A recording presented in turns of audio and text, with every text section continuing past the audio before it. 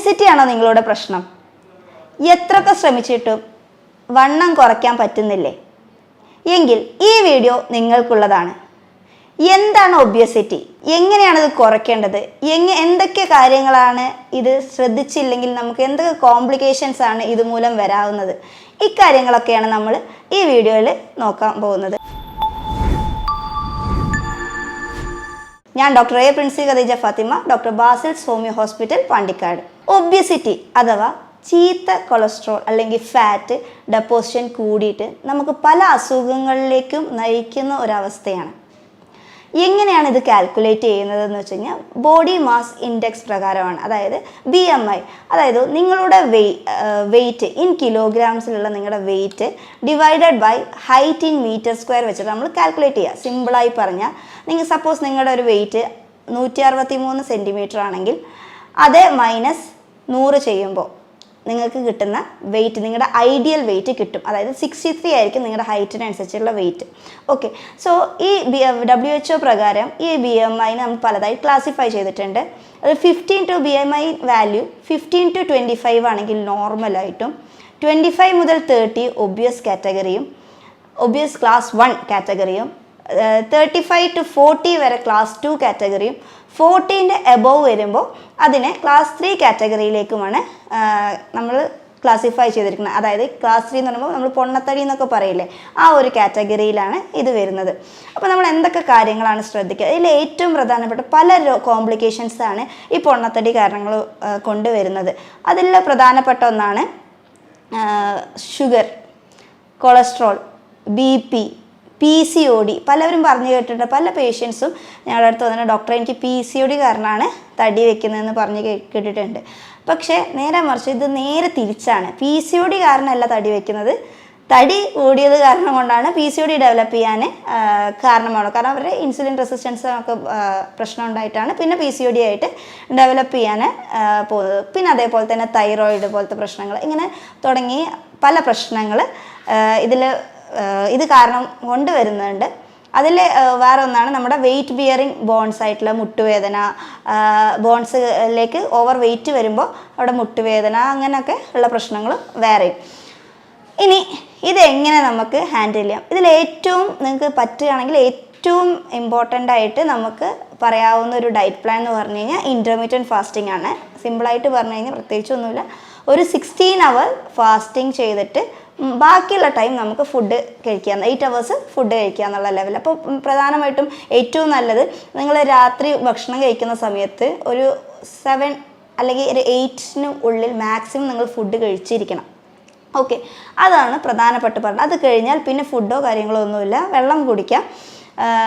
പിന്നെ next day 12 മണി, അതായത് 8 മണിക്കാണ് നിങ്ങൾ ഫുഡ് കഴിക്കുന്നതെങ്കിൽ നെക്സ്റ്റ് ഡേ ഉച്ചയ്ക്ക് 12 മണിക്കാണ് നെക്സ്റ്റ് ഡേ നമ്മൾ ഫുഡ് എടുക്കുന്നത്.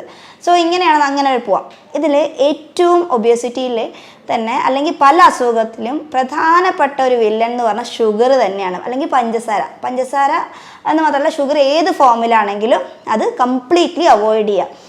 ഈ ഷുഗർ അവോയ്ഡ്, മധുര പലഹാരങ്ങൾ എന്തും ആയിക്കോട്ടെ, മധുര പലഹാരങ്ങൾ മാത്രമല്ല, അതിൽ തന്നെ ഏറ്റവും കൂടുതൽ ഷുഗർ കണ്ടൻറ്റ് വരുന്നത് കാർബോഹൈഡ്രേറ്റ്സ്, അതായത് അരി ഭക്ഷണങ്ങൾ അങ്ങനത്തെ ഒക്കെ ഉണ്ടാവുമല്ലോ, കാർബോഹൈഡ്രേറ്റ്സ് അടങ്ങിയിരിക്കുന്ന ഫുഡും കംപ്ലീറ്റ് ആയിട്ട് അവോയ്ഡ് ചെയ്യാം. ഇനി ചോറൊക്കെ നമുക്ക് ഒരു നേരമെങ്കിലും കഴിക്കാൻ പറ്റാത്തവരാണെങ്കിൽ നമ്മുടെ കൈയിൻ അളവിൻ്റെ ആ ഒരു ലെവലിൽ വേണം ഫുഡ് അല്ലെങ്കിൽ കാർബോഹൈഡ്രേറ്റ്സ് നമുക്ക് എടുക്കാൻ പാടുള്ളൂ. ഓക്കെ, സോ അങ്ങനെ വേണമെങ്കിൽ കുറച്ച് കൊണ്ടുവരാം. പിന്നെ വെജിറ്റബിൾസും ഫ്രൂട്ട്സും ഒക്കെ മാക്സിമം കൂടുതലായിട്ട് കഴിക്കാൻ ശ്രമിക്കുക. ഇങ്ങനെ ഒരു വേ ഓഫ് ട്രീറ്റ്മെൻറ്റ്, ഇങ്ങനൊരു രീതിയിൽ പോയി കഴിഞ്ഞാൽ തന്നെ നിങ്ങൾ നല്ല രീതിയിൽ വെയിറ്റ് കുറയും. കൂടാതെ തന്നെ PCOD പോലുള്ള അസുഖങ്ങളൊക്കെ നന്നായി കൺട്രോൾഡ് ആവുകയും മാറാനും വരെ ഫസ്റ്റ് സ്റ്റേജൊക്കെ ആണെങ്കിൽ ഇത് മാത്രം മതി, പ്രോപ്പറായിട്ട് ഇതായി കഴിഞ്ഞാൽ തന്നെ അത് മാറിപ്പോവാൻ. നിങ്ങളുടെ ശരീരപ്രകൃതി അനുസരിച്ചിട്ട് പ്രോപ്പറായിട്ടുള്ള ഒരു ഗൈഡൻസോടുകൂടി തന്നെ നിങ്ങൾ ഡയറ്റ് ഫോളോ ചെയ്യുക. കുറേ വീഡിയോസ് കണ്ട് അല്ലെങ്കിൽ കുറേ എല്ലാവരും പറയുന്നത് കണ്ടിട്ട് അതെല്ലാം ട്രൈ ചെയ്യുക എന്നിട്ട് കുറയുന്നില്ല എന്നുള്ളതല്ല. പിന്നെ മെയിൻ ഇമ്പോർട്ടൻ്റ് ആയിട്ടുള്ള ഒരു കാര്യമാണ് എക്സസൈസ് മസ്റ്റാണ്. അത് എന്തായാലും നിർബന്ധമായും ഒരു 40 minutes എങ്കിലും ഡെയിലി വർക്കൗട്ട് ചെയ്തിരിക്കണം. സോ ഇപ്പോൾ ഒരു ഷുഗറുള്ള ഒരു പേഷ്യൻ്റ് കുറേ നടക്കുക അങ്ങനെയല്ല, ഫുൾ ബോഡി വർക്കൗട്ട്, അതായത് നിങ്ങളുടെ ശരീരം മൊത്തം സ്വെറ്റ് ആവുന്ന രീതിയിൽ ഒരു 30 to 40 മിനിറ്റ്സ് എങ്കിലും ഡെയിലി വർക്കൗട്ട് ചെയ്യാൻ ശ്രമിക്കുക. പിന്നെ വെള്ളം, ഹൈഡ്രേഷൻ മസ്റ്റ് ഒരു കാര്യം. നിങ്ങളുടെ ബോഡി വെയിറ്റ്, ഇപ്പോൾ സപ്പോസ് നിങ്ങളുടെ ഒരു വെയിറ്റ് എന്ന് പറയുന്നത് 60 കിലോ ആണ്. ഓക്കെ, സോ നിങ്ങളുടെ ബോഡി വെയിറ്റ് എങ്ങനെ വെള്ളം എടുക്കേണ്ടതെന്ന് വെച്ച് കഴിഞ്ഞാൽ 25 കിലോക്ക് 1 ലിറ്റർ വെള്ളം എന്നുള്ള ലെവലിൽ വേണം നിങ്ങൾ വെള്ളം കുടിക്കാൻ. ഓക്കെ, അതെങ്ങനെ കുടിക്കണം? അത് പ്രോപ്പറായിട്ടുള്ള വേയിൽ തന്നെ കുടിക്കുക, അതായത് ഇരുന്നിട്ട് കുടിക്കുക. അതേപോലെ തന്നെ സിപ്പായിട്ട് ഓരോ കവിളുകളായിട്ട് എടുത്ത് കുടിക്കുക. അത് കഴിഞ്ഞ് ഓരോ 10 മിനിറ്റ് കഴിഞ്ഞിട്ട് അങ്ങനെ വെള്ളം കുടിക്കുക. ആ ഒരു ടൈം ഫിക്സ് ആയി വെച്ച് പ്രോപ്പറായിട്ടുള്ളൊരു വെള്ളം അങ്ങനെ തന്നെ രീതിയിൽ തന്നെ കുടിക്കുമ്പോൾ തന്നെ ഇത് തന്നെ നിങ്ങൾക്ക് നന്നായിട്ട് ഡൈജഷനും ഇതിനെല്ലാം പ്രോപ്പറായിട്ട് നടക്കുകയും അത് നല്ലൊരു ചേഞ്ച് തന്നെ ആയിരിക്കും കൊണ്ടുവരുന്നത്. ഞാൻ പറഞ്ഞു, നമ്മുടെ വില്ലനായിട്ടുള്ള ഒരു കാര്യം പറഞ്ഞു, ഷുഗറിൻ്റെ കാര്യം പറഞ്ഞു. ഈ ഷുഗർ നിർത്തിയാൽ തന്നെ ഈ പറഞ്ഞ ഒരു നോർമലി പറഞ്ഞു കഴിഞ്ഞാൽ നിങ്ങൾക്ക് 15ഓളം ഡിസീസസിനെ പ്രിവെൻറ്റ് ചെയ്യാൻ തന്നെ പറ്റും.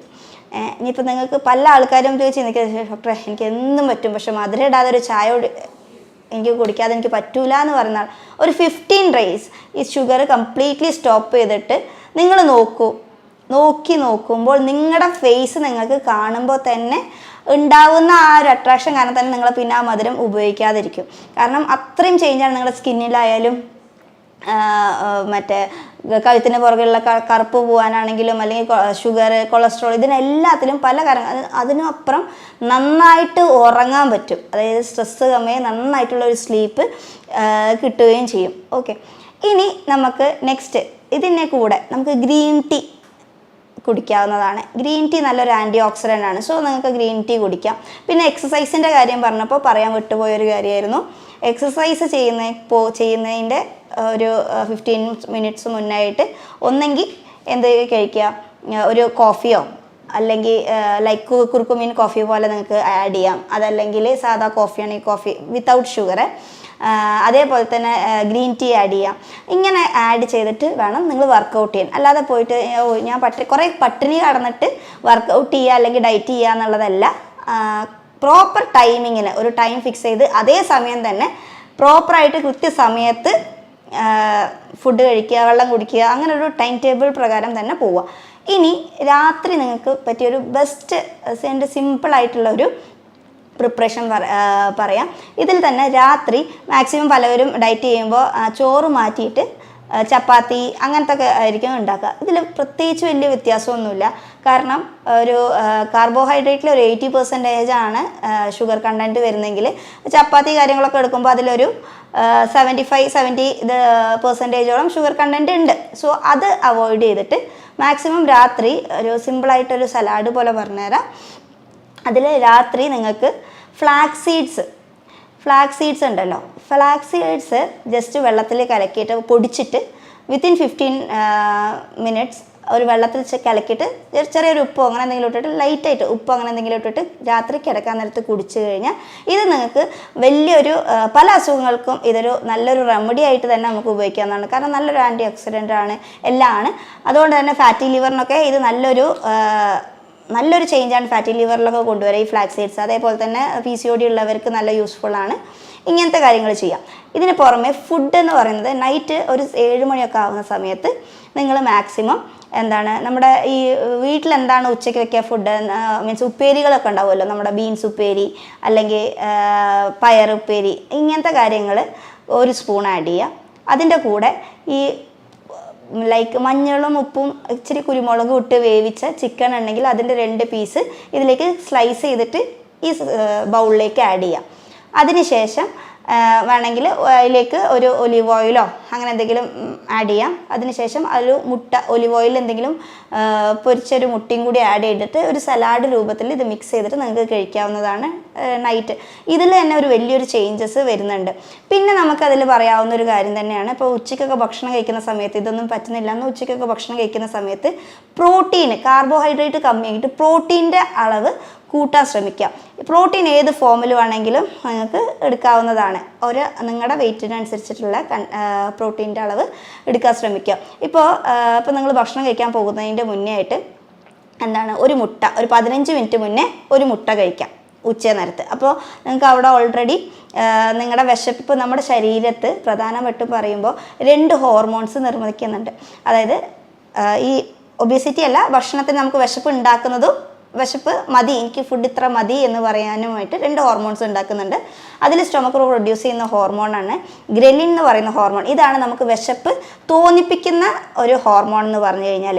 രണ്ടാമത് പറഞ്ഞാൽ ലെപ്റ്റിൻ. ലെപ്റ്റിൻ എന്ന് പറയുമ്പോൾ നമുക്ക് എനിക്ക് മതി, എൻ്റെ വയറ് നിറഞ്ഞു എന്ന് തോന്നിപ്പിക്കുന്ന ഹോർമോണാണ് ലെപ്റ്റിൻ.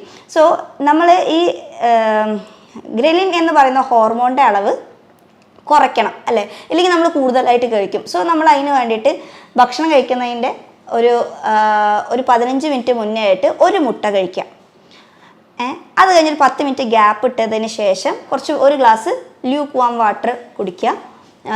അതിന് ശേഷം ഭക്ഷണം കഴിക്കുക. അപ്പോൾ ഓൾമോസ്റ്റ് നിങ്ങളുടെ വയറ് അവിടെ തന്നെ ഈ ഗ്രലിൻ്റെ പ്രൊഡക്ഷൻ കുറയുകയും അവിടെ തന്നെ നിങ്ങളുടെ സ്റ്റൊമക്ക് ഓൾമോസ്റ്റ് ഫില്ലാവുകയും ചെയ്യും. ഇതും വെയിറ്റ് ലോസിന് വേണ്ടിയിട്ട് വളരെ ഹെൽപ്ഫുള്ളായിട്ടുള്ളൊരു സംഭവമാണ്. ഇനി ഫാറ്റ് നമുക്ക് നമ്മുടെ ശരീരത്തിൽ ആവശ്യം തന്നെയാണ് അല്ലേ. അപ്പോൾ നല്ല ഫാറ്റും ഉണ്ട്, ചീത്ത ഫാറ്റും ഉണ്ട്. സോ ഈ നല്ല ഫാറ്റ് എന്ന് പറയുമ്പോൾ ഇപ്പോൾ പലവരും പേടിക്കുമ്പോൾ എനിക്ക് കൊളസ്ട്രോൾ ഉണ്ട്, അതുകൊണ്ടാണ് എനിക്ക് തടി കുറയ്ക്കാൻ പറ്റില്ല, അല്ലെങ്കിൽ എങ്ങനെ ഒരു പലഹാരം നമ്മളൊരു കുക്കിംഗ് ചെയ്യുമ്പോൾ തീരെ ഓയിലില്ലാതെ എങ്ങനെ കുക്ക് ചെയ്യുക, ഇങ്ങനെയൊക്കെ പലർക്കും പല ടെൻഷൻസാണ്. ഇതിൽ നല്ല കൊളസ്ട്രോളും ഉണ്ട്, അതേപോലെ തന്നെ അല്ലെങ്കിൽ നല്ല ഫാറ്റും ഉണ്ട്, ചീത്ത കൊളസ്ട്രോൾ ഉണ്ടാക്കണം. ഈ ചീത്ത കൊളസ്ട്രോൾ നമ്മൾ പറഞ്ഞതാണ് ഈ ഷുഗർ. ഓക്കെ, പിന്നെ റിഫൈൻഡ് ഓയിൽസ്, അതായത് സൺഫ്ലവർ ഓയിൽ, പാം ഓയിൽ തുടങ്ങിയ ഓയിൽസൊക്കെ മാക്സിമം അവോയ്ഡ് ചെയ്യുക. ഇന്നും നമ്മുടെ നാട്ടിലെ ഏറ്റവും രസകരമായി കണ്ടുവരുന്ന പല രോഗികളും കണ്ടുവരുന്ന ഒരു കോമഡിയാണ്, അവർക്ക് കോക്കനട്ട് ഓയിൽ കൊളസ്ട്രോൾ ഉണ്ടാക്കുന്നതും പാം ഓയിൽ നല്ലതുമാണ്, അത് പ്രശ്നക്കാരനല്ല എന്ന് പറയുന്ന ആൾക്കാർ ഇഷ്ടം പോലെയാണ്. വേറെ ഒന്നുമല്ല, സിമ്പിളായിട്ട് പറഞ്ഞു കഴിഞ്ഞാൽ പാം ഓയിൽ നമുക്ക് ചീപ്പ് റേറ്റിന് കിട്ടുന്നത് കൊണ്ട് തന്നെ ആൾക്കാർ പാം ഓയിലാണ് കൂടുതൽ ഉപയോഗിക്കുക. പക്ഷേ ഏറ്റവും ഡേഞ്ചറസ് ആയിട്ടുള്ള ഒരു ടൈപ്പ് ഓഫ് ഓയിൽ തന്നെയാണ് പാം ഓയിൽ. കംപ്ലീറ്റ്ലി അവോയ്ഡ് ചെയ്യാം. നേരെ മറിച്ച് കോക്കനട്ട്, കാച്ചിയ വെളിച്ചെണ്ണ നിങ്ങൾക്ക് ഉപയോഗിക്കാം. അത് നല്ല ഒരു ഗുഡ് കൊളസ്ട്രോളാണ് വരുന്നത്. അപ്പോൾ അത് വെച്ചിട്ട് ഇതാക്കാം. ഇപ്പോൾ നിങ്ങൾ സൺഫ്ലവർ ഓയിലിൽ മുട്ട പൊരിക്കണോ അല്ലെങ്കിൽ സാധാ ഓയിലിൽ മുട്ട പൊരിക്കുന്നതിന് പകരം നിങ്ങൾക്ക് ബട്ടർ ഉപയോഗിച്ചിട്ട് മുട്ട പൊരിക്കാം, നെയ്യ് ഉപയോഗിച്ചിട്ട് മുട്ട പൊരിക്കാം. സോ ഇതൊക്കെ ഗുഡ് കൊളസ്ട്രോളിൽ വരുന്ന കാറ്റഗറിയിലാണ്. പിന്നെ ഒലിവ് ഓയിൽസ് നല്ലൊരു ഇതാണ്, ഒലിവ് ഓയിൽസ് ഉപയോഗിക്കാം. ഓക്കെ, ഇത്തരത്തിലുള്ള എണ്ണകളൊക്കെ നിങ്ങൾക്ക് കുക്കിങ്ങിന് ഉപയോഗിക്കാവുന്നതാണ്. പിന്നെ അതേപോലെ തന്നെ ഡെയിലി omega-3 ക്യാപ്സ്യൂളോ അല്ലെങ്കിൽ ഫിഷ് ആണെങ്കിൽ നല്ല ഫിഷ് omega-3 കണ്ടൻറ്റ് കൂടിയ ചെറിയ മീനുകളൊക്കെ നിങ്ങൾക്ക് കൂടുതലായിട്ട് ഫുഡിൽ ഉൾപ്പെടുത്താവുന്നതാണ്. പിന്നെ നന്നായിട്ട് വൈറ്റമിൻസും മിനറൽസും ഇപ്പോൾ പറഞ്ഞു, നമ്മളൊരു നൈറ്റ് ഒരു മുട്ട, ഡെയിലി ഒരു മുട്ട കഴിക്കുകയാണെങ്കിൽ തന്നെ നിങ്ങൾക്ക് എന്താണ് ഇതിൽ ഓൾമോസ്റ്റ് എല്ലാ വൈറ്റമിൻസും മിനറൽസും എക്സെപ്റ്റ് വൈറ്റമിൻ സി ഒഴിച്ചിട്ടുള്ള ബാക്കി എല്ലാ വൈറ്റമിൻസും മിനറൽസും നിങ്ങളുടെ ബോഡിക്ക് ആവശ്യമായിട്ടുള്ള എല്ലാം ആ ഒരു മുട്ടയിൽ നിന്ന് തന്നെ നിങ്ങൾക്ക് കിട്ടും.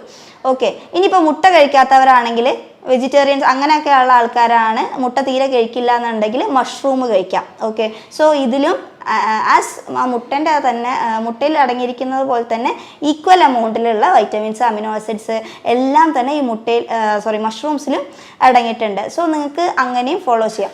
അപ്പോൾ നമ്മൾ ഇന്ന് പറഞ്ഞിരുന്ന പ്രധാനപ്പെട്ട 5 കാര്യങ്ങൾ ശ്രദ്ധിക്കാൻ പറഞ്ഞു. പ്രോപ്പർ എക്സസൈസ്, പറഞ്ഞ ഡയറ്റ്, പിന്നെ നിങ്ങൾക്കൊരു സലാഡിൻ്റെ പ്രിപ്പറേഷൻ ഞാൻ പറഞ്ഞു തന്നു. പിന്നെ വെള്ളം നന്നായിട്ട് കുടിക്കുക, ന്യൂട്രീഷ്യസ് ഫുഡ് കഴിക്കുക, അതേപോലെ തന്നെ നന്നായിട്ട് ഉറങ്ങുക. ഓക്കെ, ഇത്രയാണ് നമ്മളിതിൽ ഇന്നത്തെ വീഡിയോയിൽ നോക്കിയത്. ഇനി ഇത്രയൊക്കെ ചെയ്തിട്ടും നിങ്ങൾക്ക് വെയിറ്റ് ലോസ് പറ്റിയിട്ടില്ലെങ്കിൽ ഹോമിയോപ്പതിയിൽ നല്ലൊരു വെയിറ്റ് ലോസിന് വേണ്ടിയുള്ള നല്ല മെഡിസിൻസും കാര്യങ്ങളെല്ലാം നമുക്കുണ്ട്. കൂടുതൽ എന്തെങ്കിലും വിവരങ്ങൾക്കും താഴെ കൊടുത്തിരിക്കുന്ന നമ്പറിൽ കോൺടാക്റ്റ് ചെയ്യാം. Thank you.